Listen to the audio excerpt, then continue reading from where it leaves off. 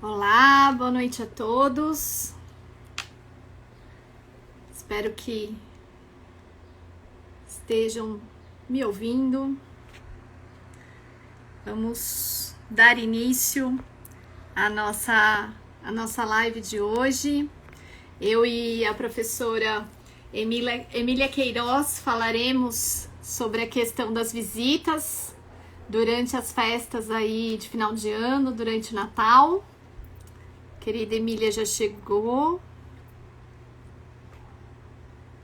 Só ela me chamar aqui, pedir para entrar e a gente já começa.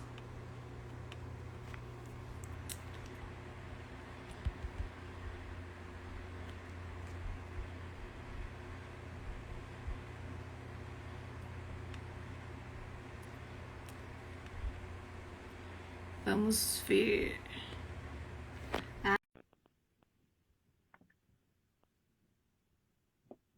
Gente, eu tô com dificuldade de colocar o tema aqui, viu? E aí, querida, tudo bem? Ui, a emoção. Ai, até caiu de emoção. Me escuta bem? Escuto bem, estão me ouvindo bem? Eu tô ouvindo perfeitamente, tá perfeito aqui. E Ótimo, bom. deixa eu só colocar o nosso tema aqui da regulamentação de visitas e as festas de Natal, né? Aham, perfeito. Na pandemia. Porque tem a agravante, já é uma coisa complicada no dia a dia, mas a gente tem a agravante aí da pandemia.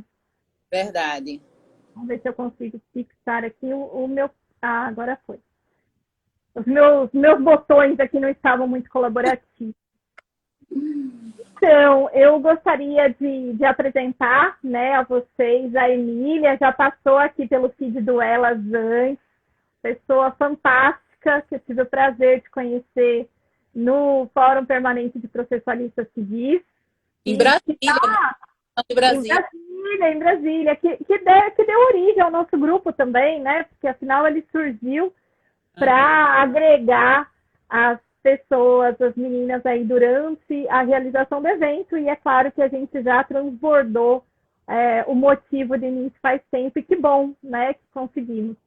A professora Emília Queiroz, ela é mestre especialista em Direito, ela é professora honorária e coordenadora da pós-graduação da ESA, é professora convidada do meu curso e da Escola Paulista de Direito, é membro da ANEP e da ABD-PRO, da Comissão de Direito de Família, do IAP, e ela é autora de diversas publicações jurídicas, faz parte de comissões da OAB e é advogada atuante na área de família e sucessões, assim como eu, a área que eu amo advogar, né? A gente ama e odeia, é igual relação mesmo de família, porque tem horas que realmente é um desafio muito grande, mas eu gosto muito dessa área, então foi um prazer quando a professora Emília sugeriu da gente discutir sobre esse tema hoje. E diante das, das festas, né, esse final de ano estarem muito próximas, a gente acabou escolhendo esse tema que está em voga no Poder Judiciário. Emília, suas palavras iniciais, e aí a gente vai batendo bola aqui. claro, primeiro eu quero agradecer a oportunidade de estar aqui, falando para o Elas, que eu também faço parte. Esse nosso quadro, essa nossa coluna, na verdade, faz com que membros desse grupo interajam entre si, trazendo debates importantes. Em outro momento, nós temos o Elas Convidam, elas apresentam. E quando chegou o mês que a mim cabia fazer o debate, eu zerei a vida tendo essa live com a querida Cecília Delbran, não é? Uma amiga muito querida. Nos conhecemos em Brasília, no Fórum Permanente dos Processualistas Civis. E desde lá, nós nos identificamos muito pelos grupos, exatamente pelo ramo de advocacia que nós seguimos com tanto afinco, né? A parte de famílias, de sucessões, que é sofrido para todo mundo, né? Principalmente para advogado. Nem sempre nós somos preparados nos bancos de faculdades para termos contato com a espécie de problemas que surgem na prática e está na nossa mão, até pelo mundo público da advocacia, fazer um bom trabalho para pacificar as famílias. Eu digo aos nossos alunos, Cecília, que a função do advogado de família é uma função de resultado imediato, né? Você vê na prática como a sua conduta vai modificar aquela estrutura familiar. E por isso vem uma responsabilidade maior, porque não é só uma questão patrimonial, apesar de versar também a partilha, né, e tantas outras coisas, apesar de versar também, o que a gente tenta curar são relações, né? E em momentos de pandemia, a gente viu que isso ficou mais exacerbado ainda. Quais são as famílias que tiveram classicamente problemas nesse período? Aquelas famílias que já estavam tendo problemas antes, né? Professora, mas o meu caso já estava julgado, já tinha transitado, independentemente disso, né? Por isso que a mediação, e a gente bate muito nesse ponto, a autocomposição ainda é a melhor forma de se concluir um processo de família. Por quê? Porque a gente não tem a substitutividade da vontade das partes. É uma decisão construída pelas partes, fica mais cômoda de ser cumprida, né? Então, nesse momento de pandemia, onde, infelizmente, nós temos dados estatísticos que a violência intrafamiliar aumentou, não só a de gênero contra as mulheres, mas contra as crianças, e um dado, Cecília, que eu fiquei muito triste, contra os idosos também. Então, diante de todo esse mix de sentimentos inéditos que tivemos mundialmente, por causa da proporção da pandemia, como fica aquela relação que já era tumultuada antes? E quem não tinha relação tumultuada antes? Será que diante dessa nova realidade existem motivos palpáveis de se ter um cuidado de liberar aquela criança ou adolescente para ir para casa do outro genitor? Ou isso é fruto de uma alienação parental? Então, eu acho que hoje tem muito que a gente discutir, quem sabe até num próximo momento também, Cecília, eu já lhe convoco para escrevermos o nosso artigo no próximo mês para o Empório do Direito, na coluna do professor Gilberto Bruschi. Vamos ver se daqui hoje sai alguma coisa para a gente publicar para o pessoal. O que é que você acha? Perfeito, Emília. Eu estava até, na verdade, eu já tinha me comprometido com uma data, né, lá do Empório. Eu preciso até confirmar lá no grupo certinho, mas eu acho que é 18... dia 11. Não sei, é segunda ou terceira semana. Já está convidada. Aí a gente pode transformar a nossa discussão aqui e deixar lá por escrito para quem quiser consultar depois. Já está fechado, viu, Emília? Já conte com o serviço para fazer. Temos unhas aqui hoje, né? Não pode oferecer mão para trabalhar, que eu já aceito. Claro. E eu achei o tema fantástico, é um tema que eu gosto muito. A gente tem algumas opiniões divergentes aí sobre alienação parental, que eu acho que vai ficar para uma outra oportunidade, que provavelmente hoje a gente não vai conseguir falar sobre tudo, né? E eu vou só contextualizar o tema, e aí eu queria já te passar a bola para contar a questão prática que você tem visto, né? A gente aqui hoje vai falar sobre a questão de regulamentação de visitas. E só para quem não é tanto da área do direito de família, e às vezes a gente tem alunos também, né, Emília? Nós duas somos professoras, e direito de família, não sei aí, mas aqui no curso, ele fica mais para o final do curso. Então, os alunos de primeiro ano, segundo, até têm interesse, mas muitas vezes eles não se depararam. Então, só para contextualizar o tema, a gente vai ter como regra hoje, no Código Civil, que regulamenta essas questões familiares, a chamada guarda compartilhada. E aí, quando a gente fala em guarda compartilhada, a gente não está falando de direito de visita, a gente está falando de divisão da guarda, da divisão do cuidado e de estar com essa criança ou adolescente, né? E aí, o termo que a doutrina mais gosta de utilizar é o regime de convivência, porque efetivamente, em tese, os pais eles vão dividir esse tempo que eles teriam com a criança, né? O tempo e a responsabilidade, as obrigações e tudo mais. Não que isso vá acontecer de forma exata, ninguém vai querer partir no meio a criança, mas a gente vai ter essa regulamentação do período de convivência. O que a gente está falando aqui, que é o direito de visita, ele vai acontecer quando a gente tem a chamada guarda unilateral. O que acontece nessa guarda unilateral? Um dos genitores é que vai ter essa guarda e essa presença direta do filho com ele, que ele é chamado de guardião. E o outro genitor, ele passa a ter o direito de visita, né? Também é uma expressão arcaica, a meu ver, né? Eu particularmente entendo que a gente poderia também chamar de direito de convivência, né? Porque quem visita é um desconhecido. Mãe, por mais que não sejam os guardiões, porque a guarda é unilateral, eles continuam com a responsabilidade dos genitores. Mas, enfim, é essa terminologia que a gente tem lá no Código Civil, e é até por isso que a gente escolheu ela, que é o termo legal, para constar aqui no nosso tema, tá? Mas já fica aí minha crítica ao tema. E aí, o que acontece? Quando a gente tem esse direito de visitas, e a gente tem uma guarda unilateral, em regra, essa criança ou adolescente, ela vai estar a maior parte do tempo com aquele genitor guardião, e o outro vai exercer esse direito de visita. Bom, diante da questão do Covid-19 e das recomendações, né, para que todo mundo ficasse em casa, para que a gente não tivesse contatos com pessoas diferentes, para que ficássemos no nosso núcleo familiar, como que fica essa questão desse genitor que visita? E aí, Emília, eu queria ouvir de você o que está acontecendo, porque lá em março a gente já começou a ter decisões. Olha, vamos suspender o direito de visita, olha, vamos transformar esse direito de visita por videoconferência. Existe motivo, não existe motivo? Qual a sua opinião, em regra, com relação ao exercício desse direito de visita durante a pandemia?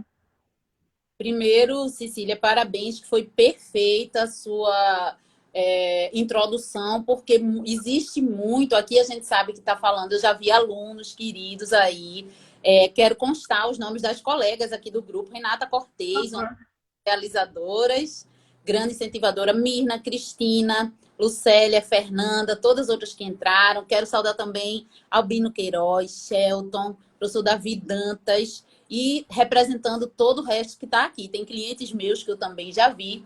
Então, existe uma confusão muito grande entre a questão do direito de visita, entre a questão do poder familiar e entre a questão da guarda compartilhada, que hoje, em regra, como você disse, seria guarda compartilhada. Mas muitas vezes, ex-casais que desempenham essa guarda compartilhada, um dos progenitores tem até menos tempo de contato do que outro que tem a guarda unilateral e um direito de visita mais amplo.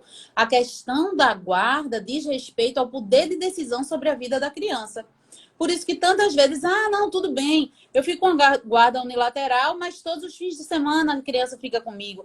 E a gente sabe que isso é uma armadilha, né? Porque, na realidade, o poder de decisão sobre a vida da criança, qual é a religião que ela vai seguir, qual é o colégio, se vai fazer futebol ou vai fazer balé, tudo diz respeito a esse direito que advém do poder familiar. Então, com base nisso, na verdade, a gente tem um dos poucos países, na verdade, nós somos, que tem um órgão específico ligado ao governo federal, aos ministérios, que cuida dessa questão de proteção à criança e adolescente, que é o CONANDA, né? E logo no começo da pandemia, o CONANDA fez uma normativa com regulamentações e com indicações sugestivas sobre alguns temas de proteção da criança e do adolescente. Na verdade, muito ligado ao trabalho infantil, ao abuso intrafamiliar, mas um dos pontos, o 18º, na verdade, diz respeito exatamente a esse direito de visita, que é um direito mútuo, na verdade, entre a criança e adolescente e o progenitor que não coabita com aquela criança. E foi no sentido da prudência, até sugerindo uma suspensão.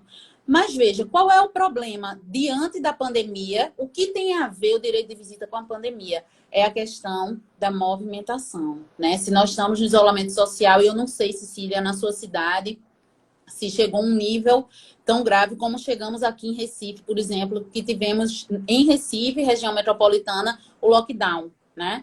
Então, diante disso, os problemas começaram a surgir. Por quê? A visita era regulamentada para fins de semanas alternados. É o clássico, né? Pega a criança no sábado de manhã, devolve no domingo à noite. E alguns genitores guardiões ficaram preocupados, sem saber o quê. Como se daria esse trajeto da criança de uma residência para outra residência, sem saber qual era a realidade daquele outro núcleo familiar que receberia a criança. Eles estavam guardando a quarentena, né? Então, diante disso, começaram a surgir muito embrionário ainda, a gente sabe, né? Primeiro porque é inédito, tá? Mundialmente, assim, numa realidade recente. E com esse impacto que a gente tem tecnológico que une o mundo, é inédita essa situação. Então, não tínhamos precedentes sobre isso, né? Você sabe que é difícil formar precedente em direito de família por causa do segredo de justiça. Mas a gente consegue, algumas decisões foram divulgadas, que dá para ter mais ou menos a ideia de formação de precedente sobre isso. Vai conseguir perdurar o direito de visita da criança, mesmo diante dessas inseguranças. Aí, eu sugiro, nesse momento, e quem é meu aluno sabe que é a minha cachaça, sou apaixonada mesmo, né, por Ronald Dworkin, né, o juiz de ponderação. Quando entra em jogo, quando entra em choque dois princípios, casuisticamente, nós vamos ter que analisar, naquele caso concreto, qual dos dois princípios, um não vai anular o outro, mas qual dos dois vai ficar acima do outro. Quais são os princípios que a gente tem nesse caso concreto? O direito de visita que o progenitor que não coabita tem. E do outro lado, maior interesse do menor. Qual é a hierarquia entre eles? O maior interesse do menor está na Constituição, artigo 227. A partir de 226, na verdade, a Constituição vem tratando, dando uma assistência especialíssima, coisa que a gente nunca tinha tido no Brasil, à entidade familiar. Então, o juiz das causas de família de pandemia, e eu acho que os juízes de vara de família foram super requisitados nesses plantões, né? Eu acho que os de vara civil ou da fazenda para liberar exame e medicamento, e os de vara de família para essa regulamentação. Então, esse juiz vai ter a responsabilidade de usar como critério o maior interesse da criança. E não tem fórmula mágica. Quem veio assistir a live dizendo, eu vou decorar, saber... Tá, né? Tem que ser análise casuística, mas, assim, eu vou passar a palavra para vocês, Cecília, que já estou falando muito, mas existem, assim, algumas decisões já trouxeram como um guia o que eles têm que analisar em cada caso concreto. A gente já sabe qual é o princípio que vai usar, melhor interesse da criança, tá? Integral. E depois a gente vai começar a ver e trabalhar quais são os pontos que vão levar esse princípio a ser atendido. Perfeito, Emília. E é bom que a gente até ressalte aqui que em processos que exista uma discussão com relação ao direito de visita, direito de guarda, e que seja necessário avaliar esse melhor interesse da criança, o juiz ele pode se amparar em outros profissionais para tomar sua decisão, né? Então, a gente tem a possibilidade de fazer um estudo com o setor de psicologia, o setor de assistência social. Então, não é assim, eu vou achar o que é o melhor interesse e pronto. Existe uma série de profissionais, né, que efetivamente vão contribuir para que essa decisão seja tomada. E eu achei fantástica a sua fala lá no comecinho da questão de mediação no direito de família, de chegar efetivamente no meio termo, de que efetivamente esses pais, né, sentem, conversem e tenham em mente o melhor interesse da criança. É uma coisa que, na minha advocacia mesmo, viu, Emília? Às vezes chega lá e tá uma briga, porque assim, para chegar no advogado, está litigioso, o negócio já foi pro brejo faz tempo, né? E aí eu falo, olha, você vai me contratar para atuar nesse caso, tudo bem. E a pessoa quer ver sangue, ela chega no advogado nessa fase contenciosa e quer que a outra parte, né, se estrupie. Eu falo, olha, calma. Então, assim, a gente tem o princípio do melhor interesse da criança. Você tem criança e adolescente aqui envolvido. Então, você vai me contratar, você pode até arcar com os meus honorários, mas eu estou aqui para advogar para os seus filhos. né? Eu deixo isso muito claro, porque efetivamente eu também vejo que todos os sujeitos têm que contribuir, né? A gente vai ter lá a equipe multidisciplinar, vai ter o juiz, mas o próprio advogado de direito de família, ele tem que ter uma sensibilidade para facilitar esse diálogo, né? Não pode tomar as dores do cliente para si e querer efetivamente ver o sangue da parte contrária, até porque o sangue vai ser do pai ou da mãe, né, do filho, então faz parte, filho é para sempre. E a gente tem idade familiar, o que atinge um necessariamente vai prejudicar o outro também. E a maior vítima vai ser essa criança. Não adianta falar, mas a gente discute sem ele ver. Ele sente, as crianças sentem, os adolescentes sentem. Então, eu acho que isso a gente tem sempre que pensar. E a primeira decisão, salvo engano, foi aqui do Tribunal de Justiça de São Paulo, né? Que eu acho que essa é a primeira decisão. Como você bem destacou, é muito difícil a gente conseguir estudar precedentes em direito de família, porque a gente só tem acesso através das notícias dos próprios tribunais, uma vez que esses processos estão em segredo de justiça. E, às vezes, um outro processo que, porventura, não tenha tido um recurso, não chegou no Tribunal de Justiça, a gente quer ficar sabendo. Verdade. E o caso era, salvo engano, é esse, tá? Me corrija, por favor, do piloto de avião que retorna, né, de outro país, e a mãe pede para que ele não tenha contato com a filha por 14 dias, que seria a recomendação aí da OMS para quarentena, para trocar de núcleo familiar. E ele se recusa e isso vira efetivamente um litígio, cabe a quem decidir. Que foi até uma das coisas que eu coloquei lá eu fiz uma enquete, né, no meu perfil e eu falei, bom, se não tem acordo, quem que vai resolver? Né? E vai ficar para o Poder Judiciário, infelizmente. O ideal é que isso não dependesse do Poder Judiciário. O ideal é que os adultos da relação colocassem as suas mágoas de lado, colocassem as suas diferenças de lado, tivessem bom senso, olha que palavra rica, né? Duas ainda. E efetivamente chegassem no acordo. Mas fica essa luta de poder e que muitas vezes a última coisa que esses pais estão olhando é realmente o melhor interesse da criança e do adolescente. E aí, eu já vou começar a dar a minha opinião e aí depois eu quero a sua. Eu penso o seguinte com relação a essa questão do direito de visitas na pandemia. Se existe algum risco para essa criança, né? Então, imagine que seja aí uma criança que tenha uma dificuldade respiratória muito grave. Eu tenho um cliente aqui que ele tem 6 anos, mas tem necessidade da utilização do oxigênio, né, constante, tem um problema de imunidade muito sério, muito severo.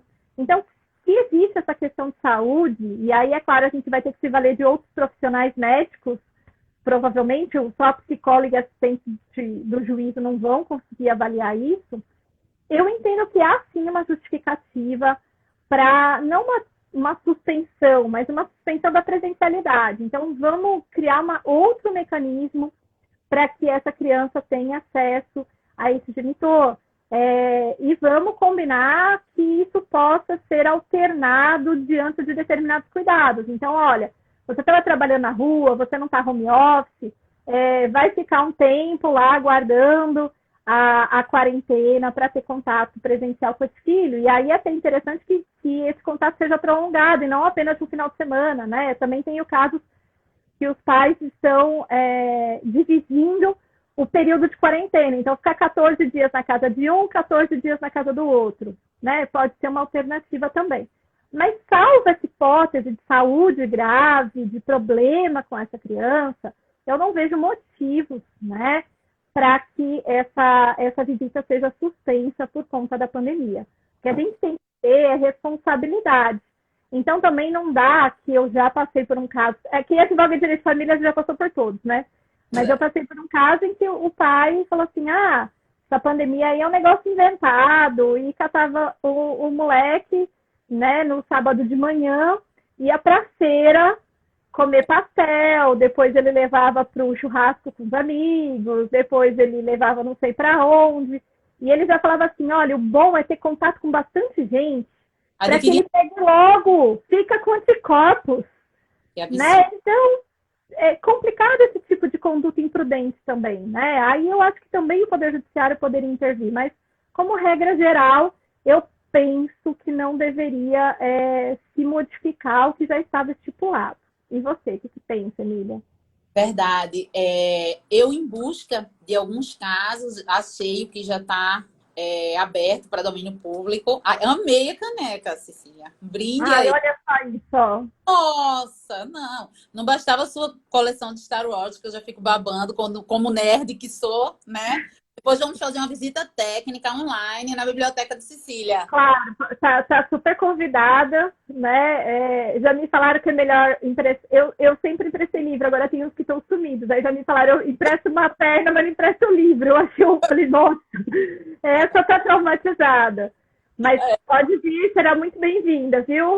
À vontade. É Olha que aí. aqui não parece a Turma da Mônica, mas ali no outro canto, eu tenho 15 anos quase 16 anos de coleção completinha. Olha aí, ostentação, ostentação. É ostentação. Fala sobre isso, já estou chamando. Mas Então, pode vir, visita, viu? Pode vir. Direito de visita dos livros que você tem. combinado, obrigada. Então, gente, buscando os casos para tentar moldar algum tipo de ideologia de formação da decisoriedade do juiz em cima de precedentes. Aí tem alguns casos noticiados ao público, que é exatamente o caso. Eu achei interessante que sempre a gente, em precedentes, estuda a questão da causa piloto, né? E a causa piloto foi o caso de um piloto, praticamente, né? A gente, assim, que foi o caso paradigmático de um piloto que tinha vindo de uma viagem internacional e queria manter o direito que, nesse caso dele, já estava regulamentado de visita. E o tribunal eu considerei prudente no sentido de pedir que guardasse esses dias de quarentena, que é uma exigência geral de quem já estava vindo do exterior para cá. Tivemos um caso também de médico, que esse o juiz autorizou que afastasse também, mas tivemos no Tribunal de Minas Gerais, na Bahia, tivemos também casos de que a mãe quis impedir, era a genitora que coabitava, quis impedir tacitamente, né? E os grandes problemas que eu tive nesse momento foi exatamente por isso, tanto em relação aos alimentos, como em relação ao direito de visita. Por quê? Quando já existia a ordem judicial, muitas vezes os pais diziam, não, mas não está acontecendo pandemia, fui demitido ou sou um profissional autônomo, baixei a minha renda por causa da pandemia. Então, o que acontecia? Deixava de pagar porque achava que automaticamente não, gente. A gente sabe que tem que procurar o seu advogado, a Defensoria Pública, para comunicar a mudança. A mesma coisa aconteceu com essa questão de guarda. Não existia uma ordem nacional que dissesse todas as pessoas que têm a visita regulamentada a partir de hoje estão suspensas. Não, veja, o órgão que é ligado ao Ministério Federal deu apenas uma diretriz de posicionamento, sugerindo que ficassem suspensas, dando a entender isso, né? Então, não teria como vir uma ordem geral do tribunal, por exemplo, modificando todas as decisões que já tinham sido dadas. Então, por isso que eu digo, é do working. Tem que ser casuística, análise caso a caso. Quais são os critérios? A gente já sabe qual é o princípio que vai ter que usar sempre. É o princípio do melhor interesse do menor. Então, pai, mãe, desculpe, vocês têm direito, é um princípio que protege, mas o do seu filho está acima. Infelizmente, você não conseguiu priorizar isso na sua vida real, mas no mundo processual judicial vai ter que ser isso. Quais são os critérios que a gente vai poder concluir que está sendo perfeito, vai se perfazer esse princípio do melhor interesse da criança e do adolescente? Por exemplo, vamos trazer alguns pontos que a doutrina tem levantado. Na prática, como seria esse exercício, como vinha sendo, e a partir de agora, como seria esse exercício do direito de visita? Primeira coisa bem prática, são questões logísticas. Essa visita, esse progenitor que vai buscar a criança, ele vai de transporte público ou transporte particular? Aí, infelizmente, a gente vê a questão da seletividade. Por quê? Quem tem o seu veículo próprio vai guardar mais garantias da saúde da criança, não é? Porque se estiver no transporte público, a criança vai estar mais exposta.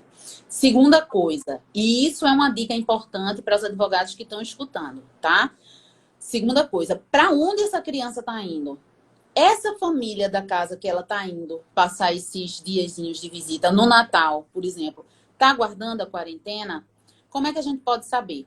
Cecília, é tão impressionante, é tão surreal, na verdade, que eu vivo falando. Acabei de fazer agora o curso do CNJ para mediador judicial, só falta fazer agora o estágio. Já fui mediadora do tribunal daqui e sou uma fã, né? Questões de família, claro, a decisão que vem compartilhada é uma decisão muito mais efetiva, né? Mas, pasme, e muitas vezes eu consigo fechar extrajudicialmente aquele acordo e eu entro em juízo não pela ação do rito de família, ação do rito de homologação, para transformar aquele documento extrajudicial em judicial, só para homologar. Dos meus clientes que já estavam com o processo em curso, a maioria já transitado em julgado, mas alguns tinham vindo através de litígio e outros de homologação.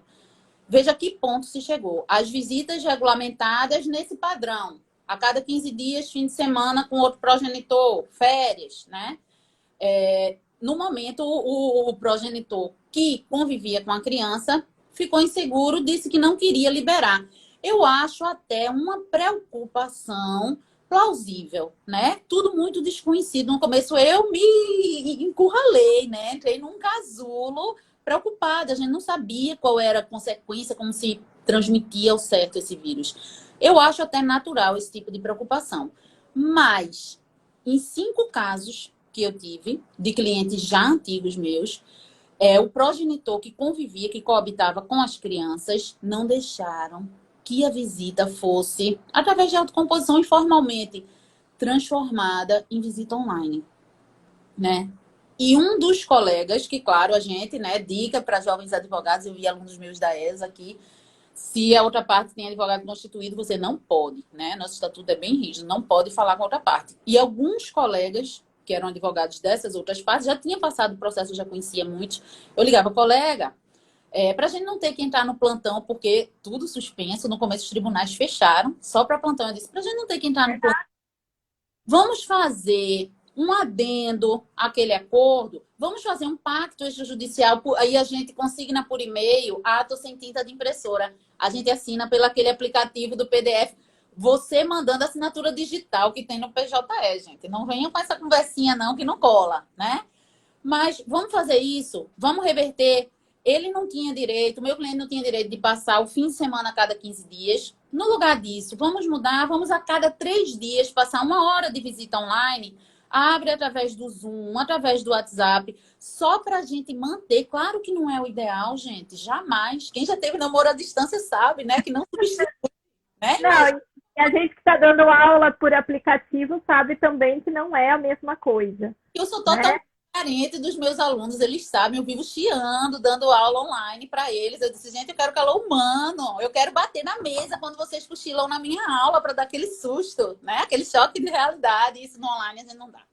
Então, mas é um improviso, é o que tem para hoje, é o sustentável, pois de todos os meus casos, 5 casos emblemáticos para mim, os colegas, porque o filtro ético da causa é o advogado. Meu cliente pode estar irritadíssimo com a ex-esposa, com o ex-marido, mas eu sou o filtro ético. Eu vou dizer, se você age assim, o impacto jurídico é dessa forma. Levando em consideração que, se existe uma decisão prévia que regulamenta a visita naquele sentido, enquanto não houver uma nova decisão que altere, é um crime de descumprimento de ordem judicial, né? Que a gente sabe que é de menor potencial, mas se for um crime continuado, pode extrapolar. Manuela Miranda, minha sócia, bem-vinda. Então, diante disso, eu me senti assim um fracasso, né? Como negociadora, de ter que levar 5 casos a juízo pedindo, foram ações cautelares de modificação de regulamentação de visita, simplesmente pedindo. Nós aceitamos não continuar a visita presencial, mas nós pedimos que seja convertida online. E eu precisei conseguir eliminar nos 5, com juízes, por coincidência, caíram para 5 juízes diferentes. Foram unânimes. O TJ aqui foi muito prudente nesse sentido. Por quê? Qual é o perigo que acontece? Vamos respeitar o isolamento social. Perfeito. Mas dependendo da faixa etária daquela criança, daquele adolescente, o perigo é o desenvolvimento dos laços afetivos, não é? A criança pode se sentir abandonada, né? O progenitor muitas vezes tem irmãos que vivem com outro pai e essa família não tem que se reunir. Então, apesar de não existir necessariamente um calor humano, a habitualidade, para aquelas cenas de convívio, abre quando ele está fazendo a tarefinha, abre quando ele está lanchando, abre vendo um desenho animado, né? Então, chegou o ponto de já ter a regulamentação da visita presencial e eu precisar de uma ordem judicial pedindo, não para manter a visita, que os pais foram conscientes, mas para reverter no online. E mais uma coisa, Michel Cavani, um beijo, seja bem-vindo. Um outro ponto interessante, Cecília, é que um dos casos, o pai reside em outro estado e veio passar a quarentena aqui, porque ele residia em outro estado e vinha a cada 15 dias passar o fim de semana com o filho aqui na casa dos avós e voltava para lá, né? Então ele ficava nessa ponte aérea para outra região do país, né? De tanto que ele valorizava esses momentos com o filho. E diante disso, a mãe disse: jamais você vai poder fazer isso. Realmente, eu achei temerário, nem passagem ele estava conseguindo mais, ele ficar nesse trânsito. Então, como ele estava em home office, ele é gestor de determinada empresa, ele se mudou para cá. Aí eu disse: vamos fazer tudo direitinho, porque esse é bem litigioso, né? Vamos fazer direitinho, vamos fazer uma proposta, que seja uma proposta irrecusável. Vamos fazer o seguinte: vocês vêm para cá, me mande o comprovante do agendamento, da compra e do agendamento da passagem. Aí me mandaram: agendem o teste de Covid. Ele e a nova esposa. E mandem para mim o agendamento do laboratório. Aí me mandaram. Aí qual foi a minha proposta? Que eu já entro com pedido de proposta de autocomposição, porque eu não consegui extrajudicial, o juiz vai saber que a gente está cooperando, a outra parte, se não quiser aceitar, não aceita. Então, nós acabamos criando um protocolo, né? Compramos a passagem, agendamos, mostramos o endereço de um apartamento específico, que não tinha ninguém morando, totalmente higienizado, que ele ia ficar guardando quarentena até sair o resultado do exame, esperava os 14 dias, todo esse protocolo. Diante disso, não teve como o juiz negar a liminar, né?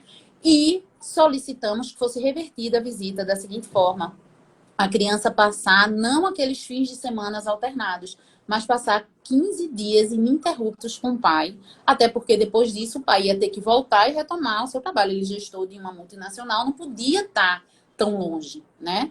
E conseguimos eliminar nesse sentido. E foi um problema. E uma coisa interessante, Cecília, é o seguinte: existe esse receio palpável. Por exemplo, se do outro lado, no caso desse, a parte adversária tinha todo o direito de se sentir insegura, porque o meu cliente transitava entre regiões diferentes do país. Tudo bem.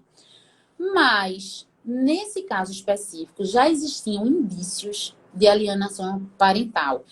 E esse foi um dos casos que nós solicitamos à colega, advogada da outra parte, que revertesse automaticamente a visita do presencial para o online, que não ia ter nenhum dano. E a criança já é grandinha. A própria criança já tem iPad, já sabe operacionalizar tudo certo. E foi negado de pronto, né? Eu disse: mas então como vai ser? Nem presencial, nem online? Não, ele vai ter que esperar a pandemia passar, vai ter que criar a vacina. Imagina, isso lá começou em março. Imagina se a gente estivesse esperando até agora. Então, eu juntei isso tudo, não a conversa com o colega por questão ética, mas eu juntei outros indícios que já existiam e, nesse momento, advogados, ó, a dica de ouro, ata notarial, né? Juntei algumas questões de redes sociais que davam realmente indícios palpáveis da alienação parental. Por quê? Enquanto ela não estava deixando o pai ter a visita sequer no online, ela estava levando a criança para ambientes públicos em pleno início de lockdown, né? Então, diante de todas essas provas, conseguimos eliminar, né? Agora, não é uma realidade assim. Eu fui bem clara para o cliente, eu disse: veja, compre a passagem sabendo que tem o risco da gente não conseguir, porque você tem que alertar, você não pode estimular o cliente numa aventura jurídica. Professor Bruno Xavier, coordenador do processo civil da ESA local, bem-vindo. Então, diante disso, cada realidade, cada processo é de um jeito. E nessa petição inicial do pedido de liminar que eu entrei, que foi incidental, que o processo ainda corria, mas nunca tinha se falado em alienação parental nesse processo, né? Eu peguei a causa já em andamento e estava indo tudo bem, não precisou. Nesse pedido, aí essa petição inicial eu pedi. Você sabe que pela lei da alienação parental a gente pode fazer o pedido incidental, né? Eu pedi a liminar para a modificação da visita e pedi também pedido combinado de declaração. E pela primeira vez nesse processo, foi exatamente nesse processo eu consegui, aqui no TJ daqui, que fosse declarada liminarmente a indícios de alienação parental. E a partir dessa declaração, se a gente quisesse, a gente podia pedir a reversão imediata de guarda, a gente podia pedir multas altíssimas, que o eixo Rio-São Paulo é morro de inveja, né? Que já está anos-luz à frente nessa questão, né? Para sanar aquele tipo de prática, né? Então, só para você ver quantas realidades diferentes. Esse foi o caso mais radical que eu tive, na verdade, que precisou dessa declaração. Uma declaração que era um processo que já rodava há anos e não conseguia, e a gente conseguiu em sede de plantão. Mas para isso eu tive que foi inaudita outra parte, inclusive, eu tive que pré-constituir muitas provas. E se você está com um desses casos e o seu cliente está inseguro de liberar a criança, uma dica que eu dou, em redes sociais, que são públicas, se for aberto e tal, você pode levar até o cartório para pegar uma ata notarial mostrando que aquela família, aquele outro núcleo familiar que vai receber a criança, não está aguardando as condições que são indicadas pela Organização Mundial de Saúde. Isso é uma prova pré-constituída que fundamenta bem uma liminar. E eu gosto muito de pedir também para os meus clientes fazerem ata notarial, só que nem todos, né, conseguem muitas vezes, porque efetivamente não tem condições financeiras. A gente atende bastante pessoas que vêm também da Defensoria Pública, que onde eu moro é interior de São Paulo, mas não tem Defensoria Pública. Então, a OAB é que acaba assumindo essa demanda, né? E para conseguir gratuidade no extrajudicial, você precisa ter uma ordem judicial. E aí a gente tem, né, um enunciado do STPC, que é o 636, que fala exatamente sobre a validade, né, da prova obtida por rede social ou pelo WhatsApp, independentemente da ata notarial. Então, pode servir como prova para uma inicial. E, Emília, você sabe, eu já te falei, eu tenho muitas restrições com relação à lei da alienação parental. Qualquer dia a gente volta para falar só disso. Tem que ser casuístico. Não, é muito complicado, porque, assim, primeiro, eu acho que a própria teoria que embasa a lei, ela é muito complicada, né? Quem é da área da psicologia aí sabe que, inclusive, o criador da síndrome de alienação parental tinha investigação de prática de abuso sexual contra os filhos. Então, a gente efetivamente tem, vamos dizer assim, primeiro a gente não tem ciência, porque não é reconhecido como uma teoria científica, como uma síndrome verdadeira. O Brasil é o único que possui essa lei, né? O único do mundo que possui essa lei. Ela é muito criticada por diversos motivos que aqui não dá tempo da gente entrar. Mas o que eu acho que, assim, independente de discutir ou não a lei, até porque ela está vigente, a gente cumpre, não é? A gente tem também outros mecanismos que são interessantes, e aí já dando também dicas para os nossos colegas advogados. A gente pode se valer de uma obrigação de fazer ou não fazer. Então, a partir do momento que eu já tenho uma estipulação desse direito de visita, né, caso não haja uma abertura para conversão, por exemplo, por videoconferência, se essa criança não for tão pequena, né?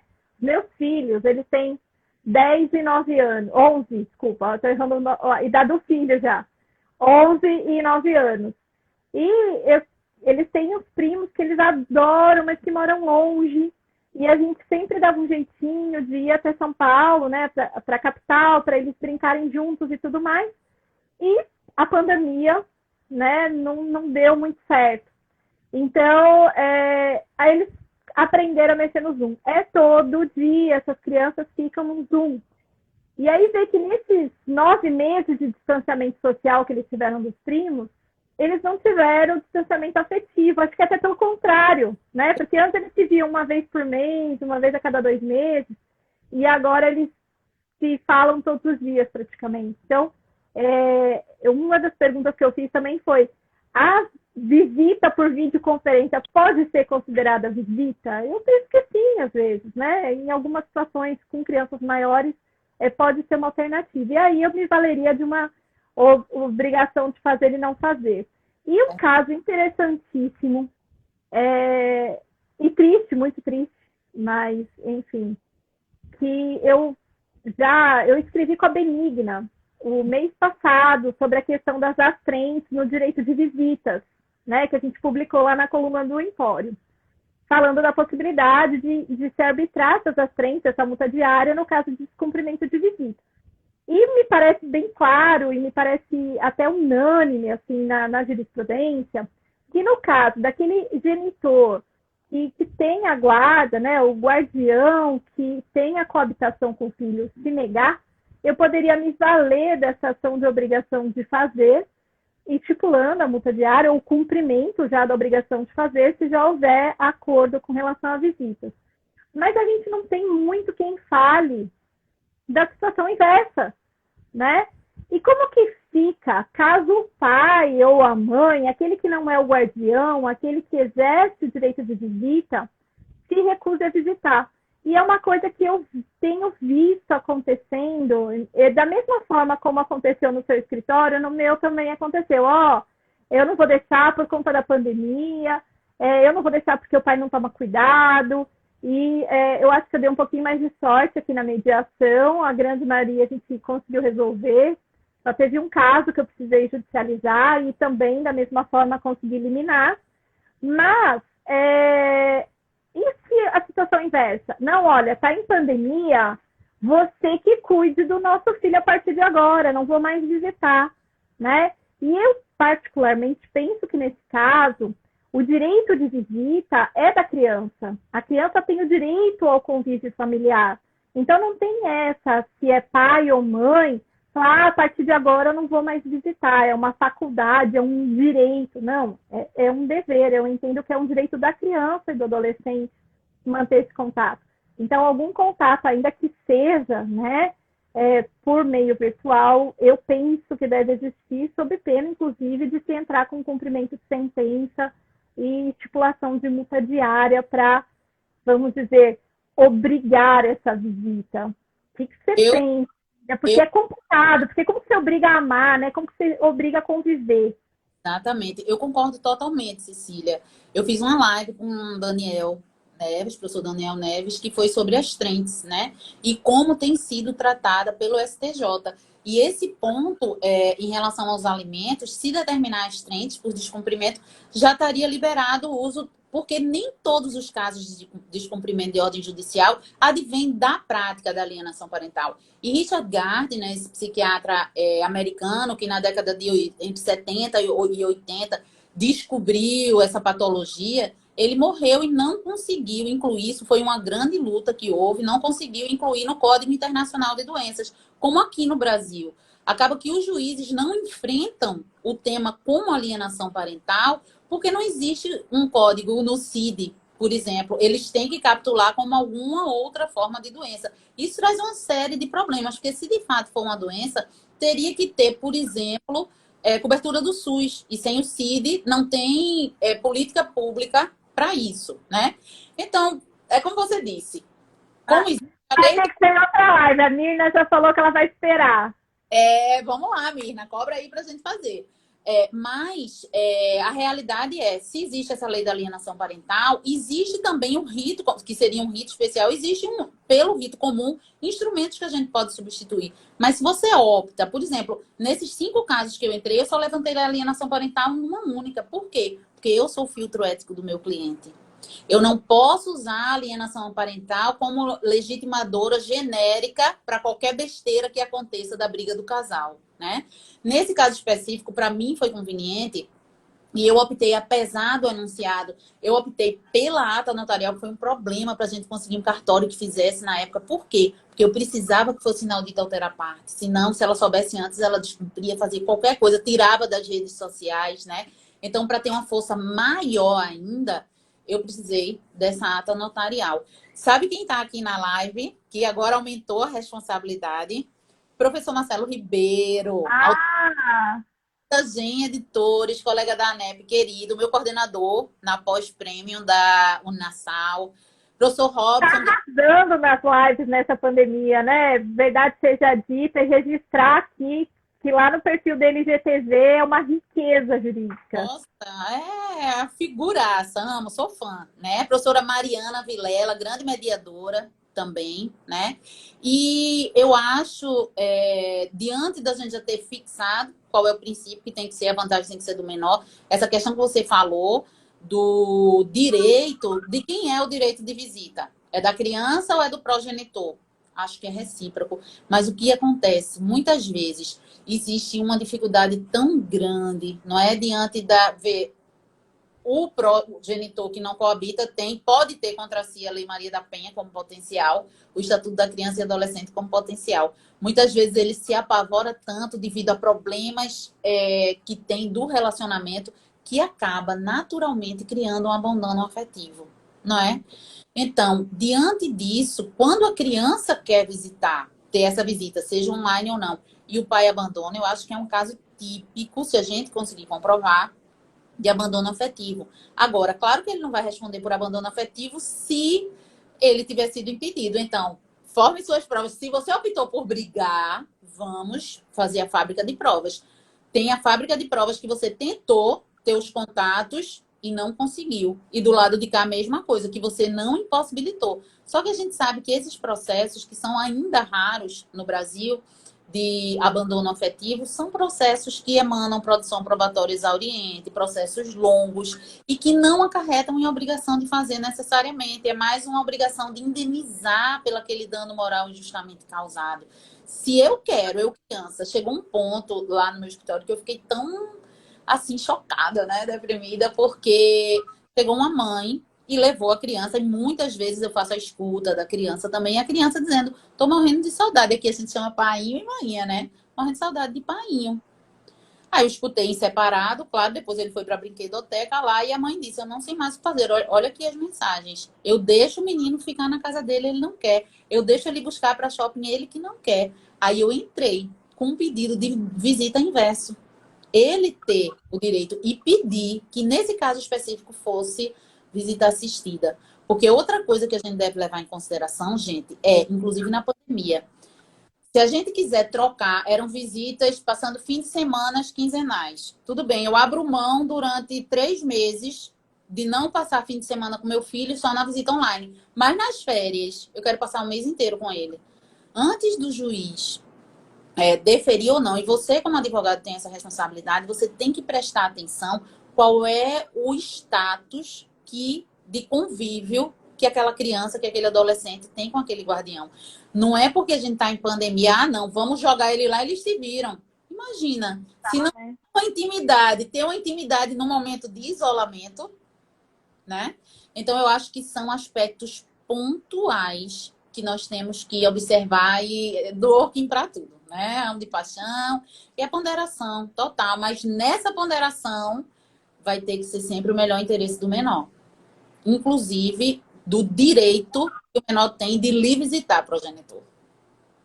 Então, e a gente tá. E é engraçado, porque assim, no último mês foram 4 casos que me apareceram desse tipo. Então, o pai criou a pandemia o motivo para que ele se afastasse totalmente do filho. Acredito até que em razão de outro relacionamento e tudo mais, né? E aí o filho, que é uma criança, nos 4 casos são crianças, não são adolescentes, é que se vê punido, porque a criança começa e faz terapia, já começa a levar isso para a psicóloga. Olha, meu pai não me ama mais, meu pai não me quer mais, né? Eu odeio essa pandemia porque tirou meu pai de mim. Então são falas assim que realmente cortam muito o nosso coração. E ainda mais quando a justificativa eu não vou porque eu não quero ficar doente. Né? Então, e quem que vai ficar doente? A mãe, ainda mais que em alguns estados a gente teve o retorno das escolas, e um desses casos é exatamente esse. Teve o retorno da escola, a mãe estava home office com o filho, e ela teve que voltar para o presencial, aí ela estava tendo que pagar terceiros para ficar com essa criança que usava condição pública e tudo mais. A escola voltou, ela falou, bom, vou deixar na escola, porque pelo menos lá só tem 4, 5 crianças, essa criança vai estar mais segura, né?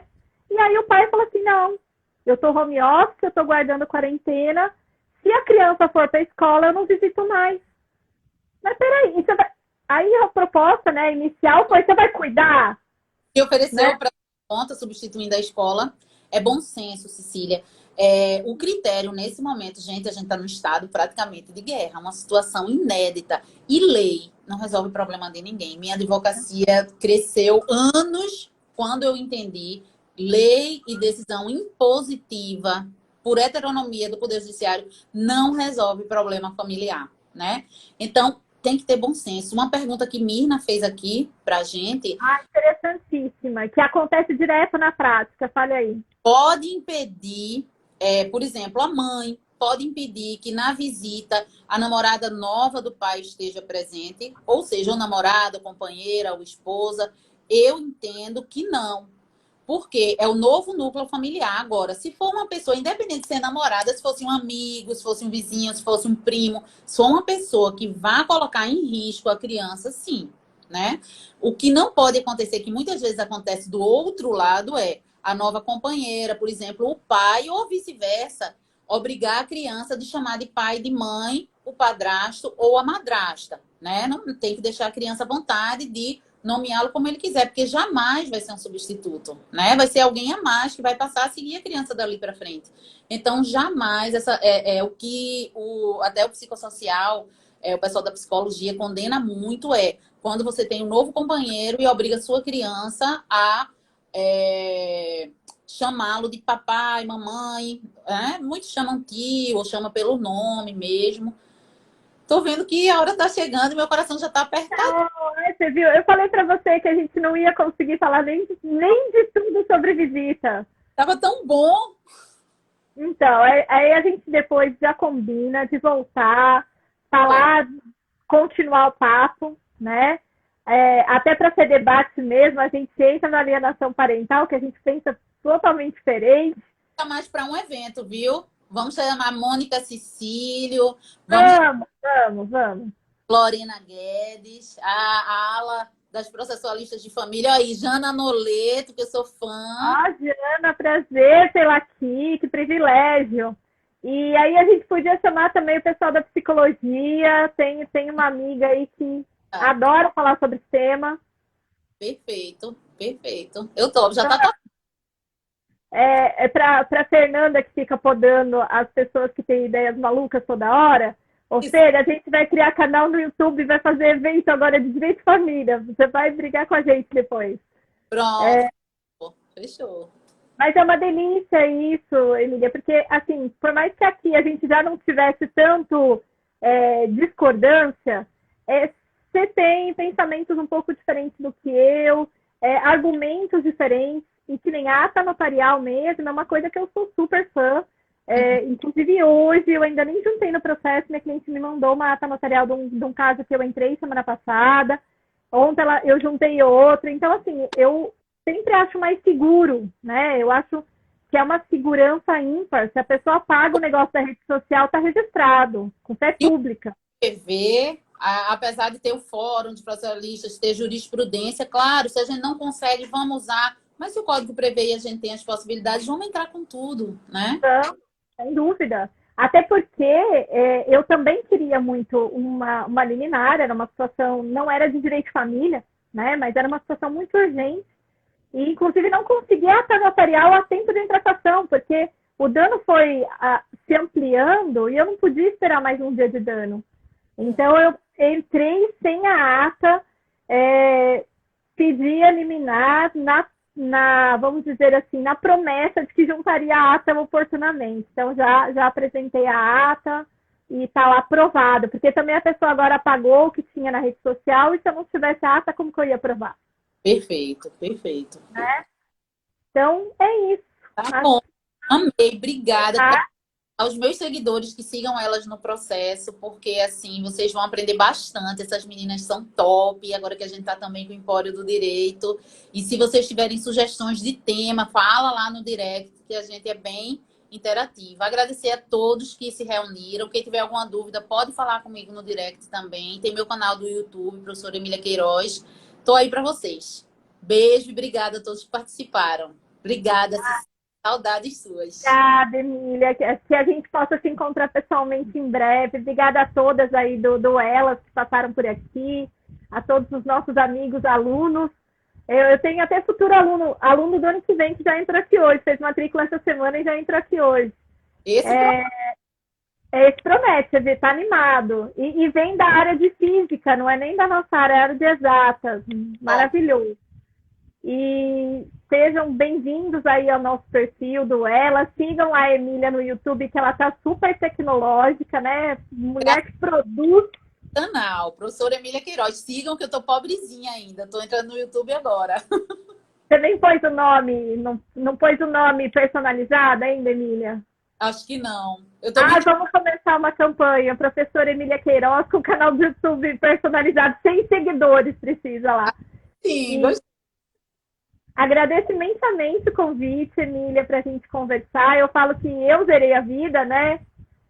Tem, assim, 3 pessoas que eu admirava demais do nosso grupo antes da pandemia, porque a pandemia trouxe de presente um monte que eu passo a admirar agora e vou poder fazer live no futuro. Era você, a Renata e a Bia. Eram as 3, assim, que eu era muito, muito fã. E aí eu... Tava ansiosa com essa live aqui. Zerei a vida também. Ai, querida. E aí hoje eu fechei a trinca, né? Aí teve mais um monte que durante a pandemia e já ganhei, passei a admirar muito e também pretendo fazer lives em breve. E vamos para a próxima. E o pessoal acompanha aí a nossa página, que semana que vem, na outra, toda semana tem algum evento, tem alguma live, tá bom? Grande beijo a todos. Beijo. E até. Tchau, tchau.